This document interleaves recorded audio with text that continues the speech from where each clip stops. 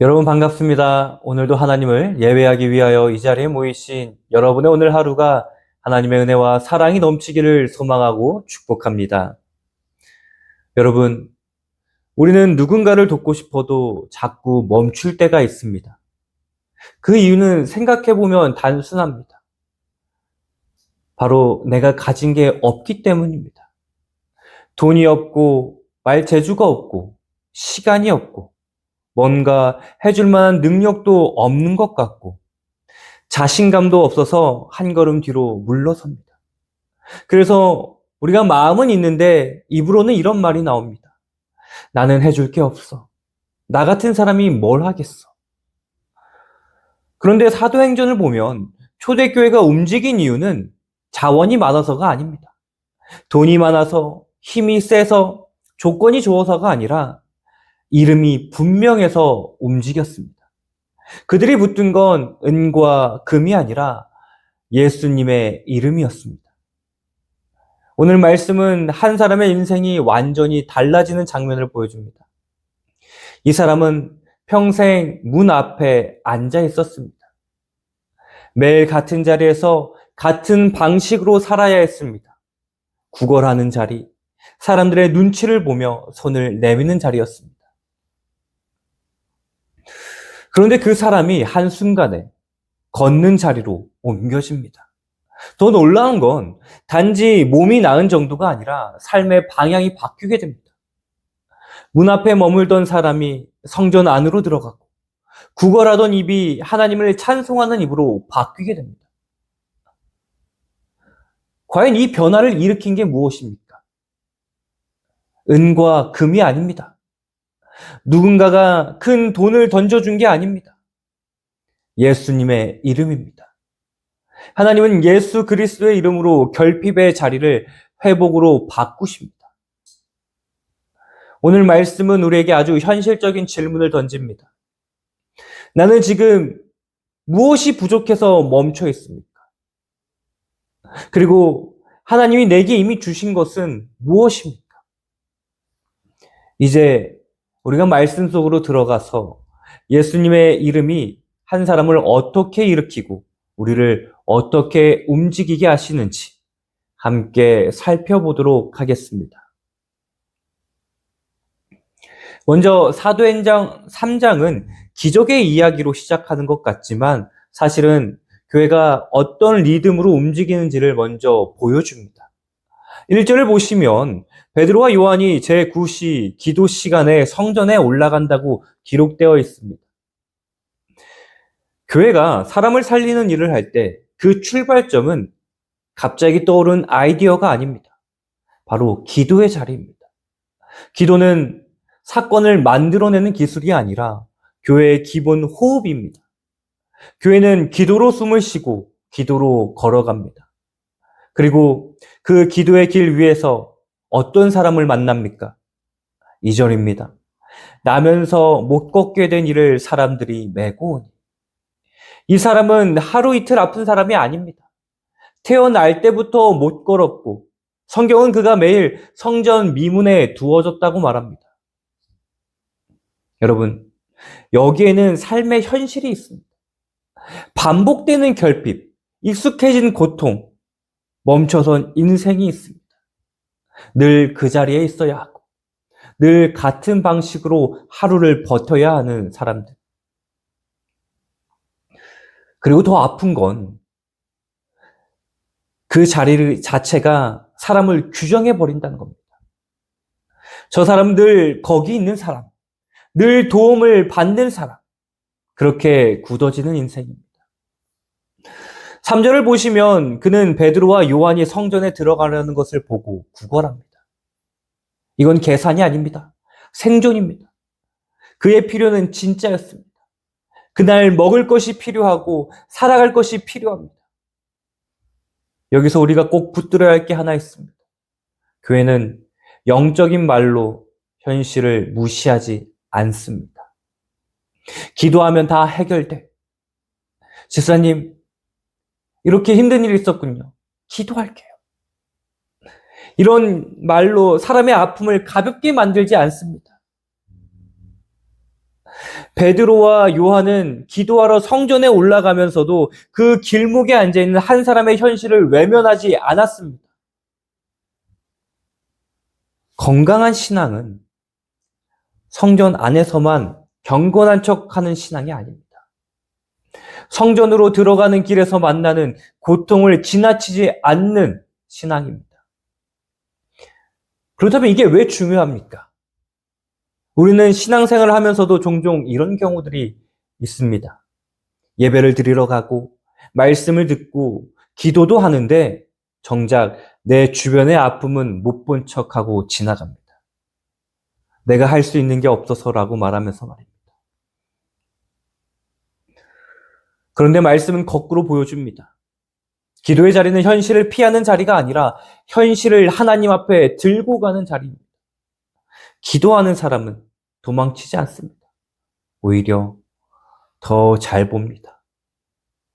성경도 그렇게 말합니다. 초대교회가 사도의 가르침을 받아 서로 교제하고 떡을 떼며 오로지 기도하기를 힘썼다라고 했습니다. 교회는 기도로 숨쉬는 공동체입니다. 그리고 하나님은 그 기도하는 교회를 통해 역사하십니다. 또 예수님을 보십시오. 예수님은 사람들의 고통을 외면하지 않으셨습니다. 병든 자, 소외된 자, 길가에 앉아있는 자를 그냥 지나치지 않으셨습니다. 예수님의 사역은 늘 현실을 보는 눈으로 시작했고 그 현실을 하나님의 나라로 옮기는 손길로 이어졌습니다. 교회는 그 예수님의 길을 따라가는 공동체입니다.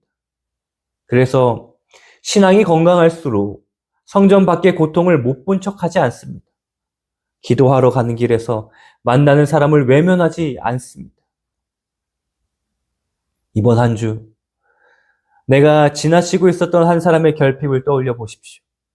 그리고 그 문제를 내가 해결해야 한다는 부담으로 먼저 붙들지 말고 기도의 자리에서 주님께 올려드리십시오. 주님, 저 사람을 불쌍히 여겨주십시오. 주님, 제가 저 사람을 외면하지 않게 하여 주시옵소서. 주님, 제가 할 수 있는 한 걸음을 보여주십시오. 이렇게 말입니다. 그런데 오늘 말씀은 여기서 한 걸음 더 나아갑니다. 베드로와 요한이 안진뱅이를 만났습니다. 그리고 그 안진뱅이는 보통 사람들을 향하여 돈을 구합니다. 그런데 하나님은 그 만남 속에서 더 깊은 필요를 보게 하십니다. 안진뱅이를 만난 베드로의 반응이 4절부터 나옵니다. 그런데 베드로의 첫 마디가 상당히 의외입니다. 돈을 줄 게가 아닙니다. 기도해 줄 게도 아닙니다. 4절을 보면 우리를 보라 그렇게 말하고 있습니다. 이 말은 단순히 눈 좀 마주치자 이 말이 아닙니다. 회복은 종종 우리의 시선에서 시작됩니다. 그는 늘 그 자리에서 손을 내밀었고 많은 사람들은 그냥 지나갔을 겁니다.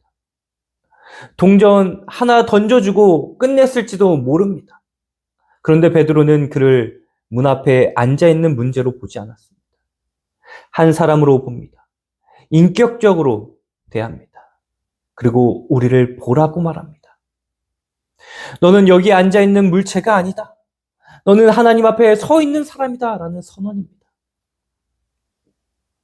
그리고 5절을 보시면 그 사람은 그들에게서 무엇을 얻을까요? 바라보고 늘 그렇게 말하고 있습니다. 안진뱅의 반응은요, 너무나 당연한 것이었습니다. 지금까지 그가 받았던 건 대부분 돈이었습니다. 도움의 형태가 늘 그랬습니다. 그는 오늘도 뭔가를 받겠지 하고 기대합니다. 그러나 베드로는 그 기대를 무시하지 않습니다. 하지만 그 기대가 향하는 방향을 바꿔줍니다. 왜냐하면 돈이 필요 없다는 말이 아니라 돈보다 더 깊은 필요가 있기 때문입니다. 그래서 6절에 나옵니다. 여러분, 우리가 너무나 잘 아는 말씀이죠. 한번 함께 읽도록 하겠습니다. 은과 금은 내게 없거니와 내게 있는 이것을 내게 주노니 나사렛 예수 그리스도의 이름으로 일어나 걸으라. 여기서 먼저 하나하나 보셔야 합니다. 베드로는요, 없음을 숨기지 않습니다. 은과 금은 내게 없거니와. 이게 얼마나 솔직한 말입니까? 베드로는 없는 걸 있는 척하지 않았습니다. 교회가 사람을 도울 때 없는 것을 포장해서 신뢰를 얻으려 하지 않습니다. 그런데 더 중요한 건 그 다음입니다. 베드로는 없음을 이유로 물러서지 않습니다. 없으니까 못해. 그런 말이 아니라 없지만 내가 가진 것을 주겠다로 나아갑니다. 그리고 베드로는 안진뱅이가 상상하지 못했던 것을 줍니다. 돈이 아니라 이름을 줍니다. 나사렛 예수 그리스도의 이름으로. 여러분, 여기서 이름은 주문이 아닙니다. 어떤 마법의 단어도 아닙니다. 예수 이름을 말하면 우리가 자동으로 뭔가 일어나는 그런 식의 공식이 아닙니다. 성경에서 이름은 그 사람의 인격과 권세를 뜻합니다. 그러니까 베드로가 지금 말하고 있는 것은 이런 뜻입니다. 내가 너를 고치는 게 아니다. 예수님이 하신다. 내 능력이 아니라 예수님의 권세다. 내 인생을 붙들 수 있는 건 내 소유가 아니라 주님의 주권이다. 우리가 줄 수 있는 가장 큰 것은 소유가 아니라 예수님의 이름입니다. 돈이 필요 없다는 말이 아닙니다. 돈이 전부가 아니라는 말입니다. 우리는 사람이 필요로 하는 현실을 외면하지 않지만 그 현실을 돈으로만 해결하지 않습니다. 우리는 더 깊은 자리로 데려가야 합니다. 예수님이 주인이 되시며 내 삶에 일어선다라는 그 자리로 말입니다. 사도행전 4장 12절은요, 이렇게 말합니다. 구원은 다른 이름에 있지 않습니다. 하나님이 주신 구원의 이름은 오직 예수 그리스도의 이름이라고 말합니다. 그리고 예수님도 마태복음 28장에서 하늘과 땅의 모든 권세를 자신에게 주셨다고 말씀하십니다. 그러니까 예수님의 이름은 우리의 권세가 아니라 주님의 권세입니다. 우리는 그 권세를 내 것처럼 쓰는 것이 아니라 그 권세 아래서 겸손하게 의지하며 선포하는 것입니다. 여러분, 우리는 어려운 사람을 마주하면 자꾸 내가 뭘 해줄 수 있을지를 계산합니다. 그리고 곧바로 우리의 마음에 없음이라는 것이 떠오릅니다. 시간이 없다, 돈이 없다, 경험이 없다, 말 주변이 없다, 믿음도 부족한 것 같다. 그래서 아예 물러섭니다. 그런데 오늘 말씀은 말합니다. 우리는 내가 가진 것만으로 돕는 사람이 아닙니다. 우리는 예수의 이름을 가진 사람입니다. 그리고 그 이름은 삶을 일으키는 권세입니다. 그러니 여러분, 없다고 해서 물러서지 마십시오. 물론 현실적으로 줄 수 있는 것도 있으면 주면 됩니다. 하지만 거기서 끝내지 말고 예수의 이름으로 축복하고 예수의 이름으로 권면하고 예수의 이름으로 기도하는 한 걸음을 옮기십시오. 누군가 힘들어하면 그냥 말로만 힘내 말하고 끝내지 말고 내가 너를 위해 기도할게. 예수님의 이름으로 다시 서게 해달라고 기도할게 라고 말해보십시오. 그리고 정말 그렇게 기도해 주십시오. 그것이 우리가 줄 수 있는 가장 큰 선물입니다. 예수님의 이름은 결코 말로만 남지 않습니다. 이제 그 이름은 실제로 사람을 일으킵니다. 나사렛 예수 그리스도의 이름으로 일어나 걸으라 라고 말했는데 그게 말로만 끝나지 않았습니다. 7절을 보시면 베드로가 오른손을 잡아 일으키니 라고 되어 있습니다. 이게 굉장히 중요합니다. 믿음은 말로만 남지 않습니다. 믿음은 손으로 나타납니다. 베드로는 일어나라고만 말하지 않고 붙잡았습니다. 일으킵니다. 책임있게 손을 내밉니다. 우리가 예수의 이름을 말한다는 건 말만 멋있게 하는 게 아니라 사람을 실제로 붙들어주는 것입니다. 그리고 그 다음이 놀랍습니다. 발과 발목이 곧 힘을 얻고, 여러분, 이 사람은요, 태어날 때부터 못 걸었습니다. 그러면 단지 의지만으로는 일어설 수가 없습니다. 그런데 하나님이 그 몸의 가장 약한 부분에 힘을 주십니다. 성경은 모호하게 말하지 않습니다. 좋아진 것 같다 그렇게 말하는 것이 아니라 곧 힘을 얻고라고 단정합니다. 예수의 이름이 임하면요, 멈춰있던 인생에 새 힘이 들어옵니다. 8절은 더 생생합니다. 뛰어서서 걸으며 성전으로 들어가면서 걷기도 하고 뛰기도 하며 하나님을 찬송하니. 여기서 회복의 방향이 분명해집니다. 회복은 단지 다리가 나아서 편해지는 게 아닙니다. 회복은 일어섬과 걸음입니다. 다시 말해 멈춘 인생이 움직이기 시작하는 것입니다. 그리고 더 중요한 변화가 있습니다. 이 사람의 삶의 자리가 바뀝니다. 이 안진뱅이가 전에는 어디에 있었습니까? 성전 문 앞에 있었습니다. 미문 앞 늘 앉아있던 자리, 늘 구걸하던 자리. 그런데 지금은 어디로 들어갑니까? 성전 안으로 들어갑니다. 여러분, 이건 장소의 이동만이 아닙니다. 인생이 옮겨진 것입니다. 구걸의 자리에서 예배의 자리로 옮겨진 것입니다. 특히 8절 끝이 결정적입니다. 하나님을 찬송하니. 이 사람이 이제 더 이상 사람을 바라보며 손을 내미는 인생이 아니라 하나님을 바라보며 찬송하는 인생이 되었습니다. 은혜가 임하면 입이 바뀌고 시선이 바뀌고 방향이 바뀝니다. 회복은 편의가 아니라 예배로 이어집니다. 하나님이 사람을 고치시는 목적은 그냥 단순하게 그래 너 편하게 살아라 그러는 것이 아닙니다. 하나님께 돌아오게 하시려는 것입니다. 하나님을 찬송하게 하시려는 것입니다. 그래서 회복의 끝은 이제 걸을 수 있다가 아니라 이제 하나님을 찬송합니다. 그것이 바로 회복의 끝입니다.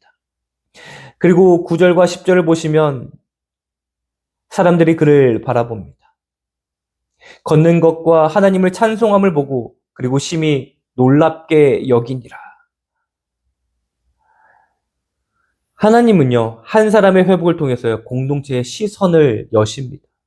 사람들의 눈이요, 그 사람에게 머무는 게 아니라 대체 하나님이 무슨 일을 하셨나로 열리는 것입니다.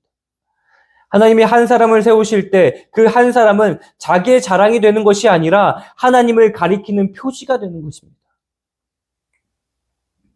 예수님은 일으켜 세우시는 주님이십니다. 눌린 자를 자유롭게 하시고 묶인 자를 놓아주시는 주님이십니다. 그리고 은혜의 삶의 방향이 바뀌게 됩니다. 은혜는 사람을 가만히 두지 않습니다. 하나님이 회복시키시면 사람은 움직이기 시작합니다. 그리고 그 움직임은 결국 하나님께로 향합니다. 찬송으로 향합니다. 다시 말해서 하나님이 회복시키는 목적은 다시 편해지는 삶이 아니라 하나님께 돌아오는 삶입니다. 그러니 우리는 회복을 구할 때도 방향을 분명히 해야 합니다. 주님, 내 문제만 해결해 주세요 해서 끝나지 않고 주님, 나를 일으켜 주셔서 주님께 돌아가게 해주세요. 나아가셔야 합니다. 회복의 결론은 예배입니다. 그리고 동시에 우리는 오늘 말씀을 읽고 이렇게 살아야 합니다. 이번 한 주 예수의 이름으로 내가 붙들어 일으킬 한 사람을 정해보십시오. 꼭 대단한 일을 하라는 말이 아닙니다. 기도로 붙들어주는 한 손, 함께 걸어주는 동행의 한 손, 필요한 것을 채워주는 돌봄의 한 손. 예수의 이름은 입술에서 끝나지 않습니다. 예수의 이름은 손으로 이어집니다. 그리고 하나님은 그 손길을 통해 멈춘 사람을 걷게 하시고 구걸하던 인생을 예배로 옮기십니다. 사랑하는 우리 머릿돌교회 성도 여러분, 오늘 말씀은 아주 분명하게 보여줍니다. 하나님은 예수 그리스도의 이름으로 결핍의 자리를 회복으로 바꾸신다는 것을 말입니다. 그리고 우리는 가진 것의 크기로 움직이는 공동체가 아니라 예수의 이름을 붙들고 사는 사람을 일으키는 공동체로 부르심을 받았다라는 것입니다. 그래서 이번 한 주 내게 은과 금이 없다는 이유로 멈추지 말고 예수의 이름으로 한 사람을 바라보고 붙드는 한 걸음을 실제로 옮겨보십시오. 큰 일을 하라는 말이 아닙니다. 동전 하나보다 더 큰 선물은 예수의 이름입니다. 그 이름으로 축복해주고 그 이름으로 기도해주고 그 이름으로 손을 내밀어주는 그 한 걸음이면 됩니다. 주님은 작은 그 순종을 통해 누군가를 다시 일으키시고 우리를 교회답게 걷게 하실 것입니다. 지금 내 앞에 미문에 앉아있는 사람처럼 보이는 한 필요는 무엇이며 나는 무엇이 없어서 물러나셨습니까? 그 자리에서 예수의 이름으로 내밀 한 손은 또 무엇입니까? 이번 한 주 동안 우리가 이 질문의 답을 찾아 주님께 한 걸음 더 나아가는 저와 여러분이 되기를 소망하고 축원합니다.